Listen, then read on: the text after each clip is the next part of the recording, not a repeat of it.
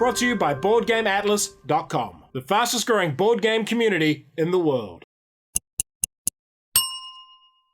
Kia ora koutou and welcome to this quick video on why we're doing gold medal awards for games. For the longest time, people have been saying to me things like, oh, that was a really cool recap, but what did you think of the game? Did you like it? And because the way our review format works, I try to give the pros and cons of each game, which sometimes makes it hard to tell if I actually like the game or not. And I didn't want to give a scoring system, because once you start giving games scores, all the nuance from a review goes out the window. Oh, you gave that an 8, but you gave this one a 9. How dare you? How dare you, good sir? And frankly, those conversations are really boring. Like, really boring. So instead of having a boring conversation about why I scored a game a 7 or an 8, and holy hell, if you give a game like a 5 out of 10, which is average or slightly below average, some people act like you've just called it the worst thing ever made. So it's just not worth the hassle.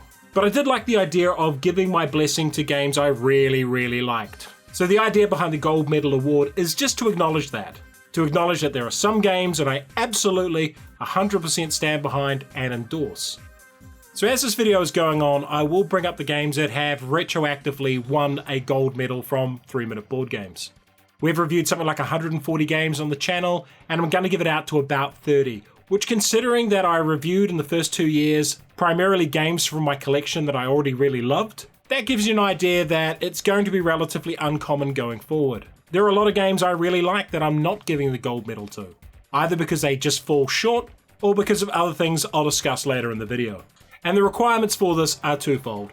First of all, yeah, I've got to like the game. That's requirement number 1. I have to have played it a bunch, and once I'm done reviewing it, be sitting there going, oh man, I really, really want to get this to the table again. And I think a good benchmark for that is when I'm setting up the game to take photos of it. If I'm sitting there thinking, I wish I was playing this instead of taking photos of it, that's a sign it's a game I really like, and I really want to be playing again. And I had that with Gaia Project. As I was setting it up, I'm like, I want to be playing, I don't want to be taking photos. I wish people were here to play this with. And honestly, I don't get that for every single game I do. The second requirement is that the publisher must be in good standing with 3-Minute Board Games. Now that sounds kind of pretentious, and I did put my pretentious voice on for it, but the reason behind that is I don't want to put my name and our brand alongside people I don't like or don't respect, or who don't like and don't respect me. A really good example of this is a game called Unbroken. Now I'm apparently getting a copy of Unbroken at some point, and even if I did review it, which I probably won't, and even if I did really like it, I can't give this game a gold medal, simply because the publisher has been an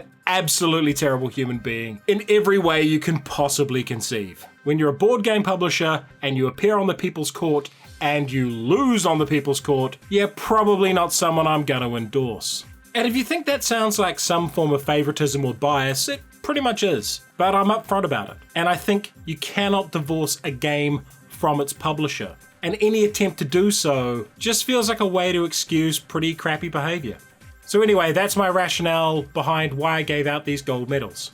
And if any publisher wants to use these on a game box, I'm sure we can arrange something. And no, before anyone asks, I'm not going to be charging them for that privilege. So yeah, none of these games should really shock anyone.